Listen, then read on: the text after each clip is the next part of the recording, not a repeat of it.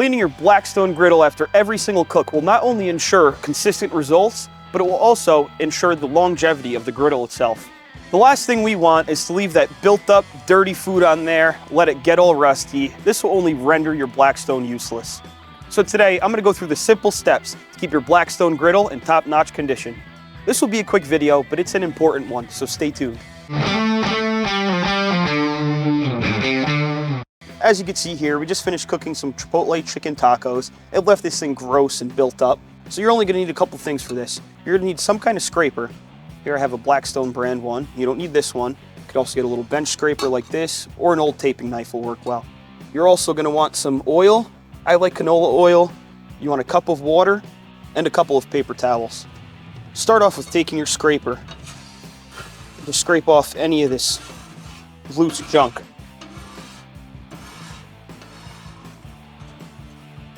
Dump it right into your drip pan there. I like to change that out frequently. That's another important step in maintaining this thing. Make sure you stay stocked up on those aluminum drip pans. Now when you're done cooking, make sure you leave your heat on. This will make cleaning a lot easier. Let's go ahead and take our water. We're gonna dump this on top here. Be careful, this is gonna be hot and sizzling. What this does is it helps release more of that gunk. So pour it on there.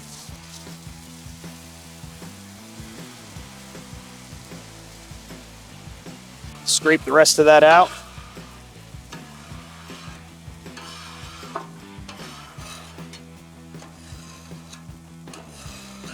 And take some of your paper towels. Just make sure we get all that water, all that grease out of all the corners.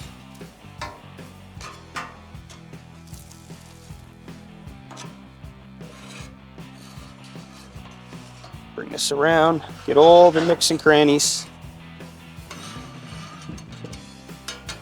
This is how it should look. A nice clean surface, no more built up gunk on there. Now lastly, go ahead and grab some of your oil. Like I said, I like canola oil. It has a higher smoke point. Dump that on there. And we're just gonna wanna spread this out evenly. Careful not to burn your fingers.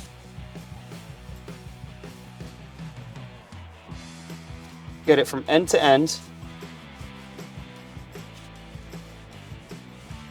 This will not only help keep your Blackstone from rusting, but it will keep a non-stick surface for the next time you want to cook. Now, if you're scared to burn your fingers off, just take your scraper, spread it out with your scraper. Now this Blackstone is clean and ready for our next cook. And most importantly, when you're done cleaning it, turn off all the knobs and then tighten up that top knob on your propane cylinder. This will ensure that we won't have any slow propane leaks when it's not in use. And that's it, guys. I know it was a fast, simple video, but I thought it was important to show you how I keep my Blackstone in tip-top shape.